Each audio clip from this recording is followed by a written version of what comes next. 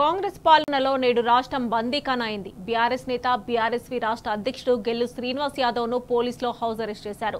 అనుమతి లేకుండా ఇంటర్మీడియట్ కళాశాల నిర్వహణపై అధికారులకు వినతి పత్రం ఇచ్చేందుకు వెళ్తారని ముందస్తుగా ఇంటి వద్దే నిర్బంధించారు. విద్యార్థులకు శాపంగా మారిన కళాశాలపై చర్యలు తీసుకోవాలని వినతి పత్రం ఇస్తామంటే ఇలా అక్రమ హౌస్ అరెస్ట్ చేయడం ఏంటని గెల్లు శ్రీనివాస్ యాదవ్ మండిపడ్డారు.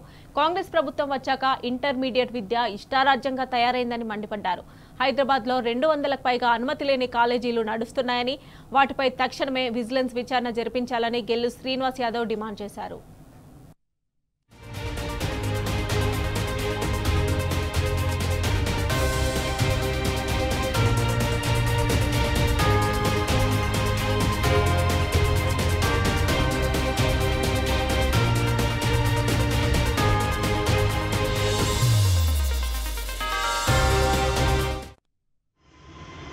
ఇవాళ రాష్ట్రంలో ముఖ్యమంత్రి గారు విద్యాశాఖను తన దగ్గరనే పెట్టుకొని ఈ రాష్ట్రంలో మొత్తం దోపిడీ గురి చేస్తూ ఉన్నారు.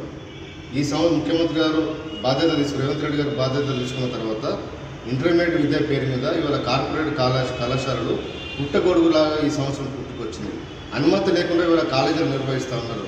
ఒక్కొక్క విద్యార్థి దగ్గర 2,50,000 రూపాయలు ఫీజులు 2 లక్షల నుంచి మొదలుకుంటే 3-4 లక్షల వరకు కూడా ఫీజులు వసూలు చేస్తూ ఇవాళ కుటుంబాలను ఇవాళ దోసుకుంటున్నారు ఈ ప్రభుత్వంలో.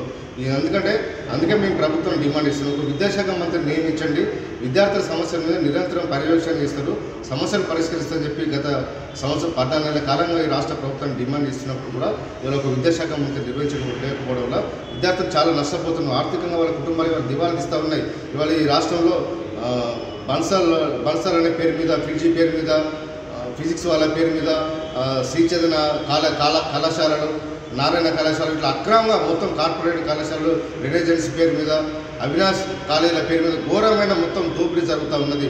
ఎలాంటి పర్మిషన్ లేకున్నా ఇవాళ హైదరాబాద్ నగరంలో దాదాపు 100లాది కోచింగ్ సెంటర్ల పేరు మీద ఇంటర్మీడియట్ పేరు మీద కోచింగ్ సెంటర్ నిర్వహిస్తున్నారు.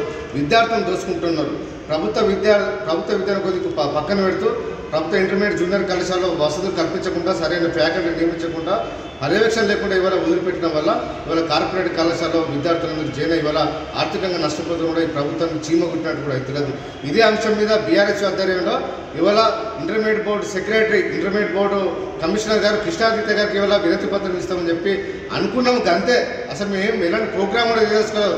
ఒక 5-6 కలిసిపోయి ఇంటర్మీడియట్ బోర్డు కమిషనర్ గారికి కలుద్దామని చెప్పి అనుకుంటా కూడా ఇవాళ రాష్ట్ర ప్రభుత్వం పోలీసులను పంపించి ఇవాళ గృహ నిర్బంధాల పేరు మీద మా విద్యార్థి నాయకులను ఎక్కడికక్కడ అరెస్ట్ చేయడాన్ని ఇలా బీఆర్ఎస్గా మేము డిమాండ్ చేస్తూ ఉన్నాం. ఇలాంటి చేష్టలు మానుకోండి, పాలన మీద దృష్టి పెట్టని చెప్పి ఇవాళ మేము ప్రభుత్వాన్ని డిమాండ్ ఇస్తున్నాం.